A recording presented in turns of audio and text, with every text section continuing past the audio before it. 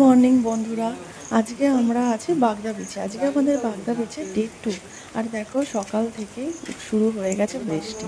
এই বৃষ্টিতে সমুদ্রে যাওয়া সম্ভব না। ভেবেছিলাম সকালবেলা উঠে সানরাইজ দেখতে যাব, সেটাও যাওয়া সম্ভব নয়, সূর্য তো ওঠেইনি। আর দেখো এরকম বৃষ্টি হয়ে পুরো কাদা হয়ে জল জমে গেছে। কি করব জানি না, এখন অপেক্ষা করা ছাড়া আর কিছুই করার নেই।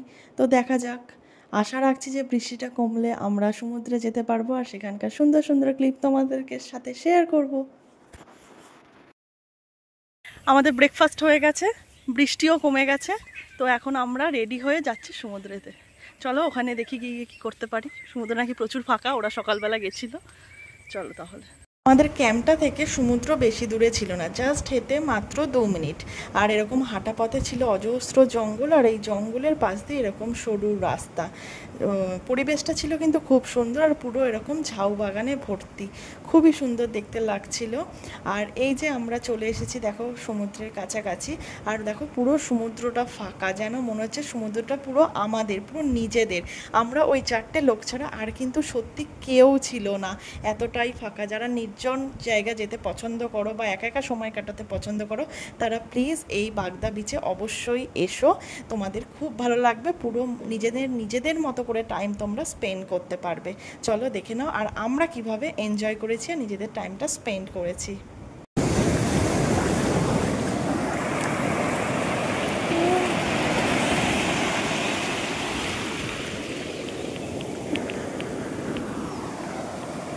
আমরা তো আজকে খুব এনজয় করেছি, প্রায় 4 থেকে 5 ঘন্টা আমরা সমুদ্রে চান করেছি। কোনো ফোন টোনে কোনো ভিডিও করিনি, ফটো তুলিনি। আর দেখো চান করতে করতে দেখছিলাম মাঝিরা মাছ ধরছিল, আর মাছ ধরার সময় ওদের জালে এরকম কি একটা আটকে গেছিলো, নামটা বলেছিল আমরা ভুলে গেছি। তো আমাদের এই যে লম্বা সুটটা দেখছো, এই লম্বা সুটটা ভেঙে আমাদের হাতে দিয়েছিল। তারপরে আমরা ফটো টটো তুলে তো ভাবলাম এটাকে আমরা নিয়ে কি করব, সে তো মারাই যাবে। তাই ফটো টটো তোলা হয়ে যাওয়ার পর এটাকে নিয়ে আমরা জলে ছেড়ে দিলাম। দেখো এই কম জলে ওকে দিয়েছি বলে ও কিন্তু যেতে পারছে না।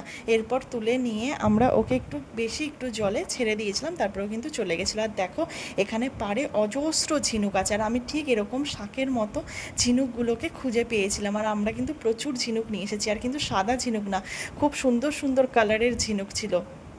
আর এখানে তো পূজা পুরো বসেই গেছে ঝিনুক দিয়ে নাম লেখার জন্য। ও তো খুব সুন্দর করে ওদের দুজনকার নাম লিখেছিল, আর আমি আর দেবাঞ্জন প্রচুর ঝিনুক কুড়িয়ে কিন্তু নিয়ে এসেছি। দেখো কত ঝিনুক কালেক্ট করেছি। এবার ওরা যাচ্ছে প্লাস্টিক আনতে। সমুদ্র থেকে চলে এসে আমাদের চান হয়ে গেছে, আমরা এবার খেতে যাব। পুরো ফ্রেশ হয়ে গেছি, খেতে যাব।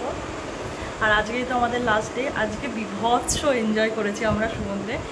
বৃষ্টি পড়ছিল, 9:30 পৌনে 10 নাগাদ বৃষ্টি কমে গেছে, তারপরে আমরা গেছি। আর এখন বাজে দুপুর 2:30, আর এখন আমরা এলাম। প্রচুর চান করেছি আমরা সমুদ্রে।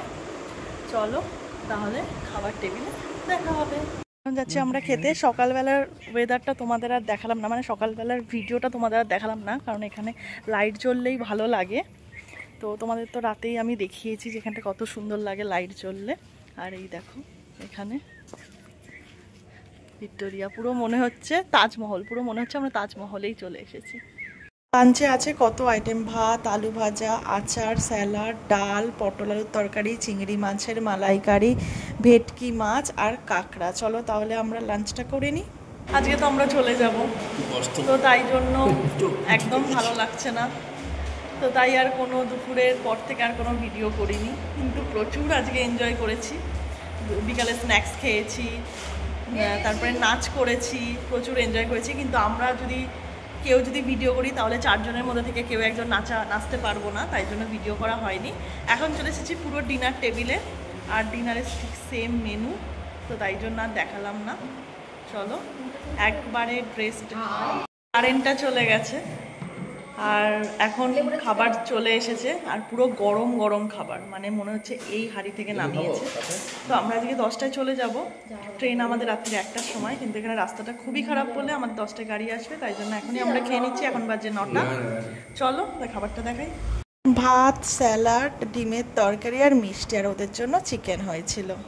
আমরা রেডি হয়ে গেছি, বাইরে আমাদের গাড়ি এসে দাঁড়িয়ে আছে, তাই আমরা এখন ঘরে সব কিছু গুছিয়ে বেরিয়ে যাব। পূজারাও পুরো রেডি হয়ে ওদের লাগেজ বার করে দিয়েছে। চলো তাহলে বেরোনো যাক।